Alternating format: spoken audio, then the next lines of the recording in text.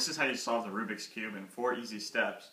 You just need to go down, left, right, up, and always spin it clockwise. You'll always end up with a solved Rubik's Cube because you mix up all of the squares, so eventually it'll work out. So here we go.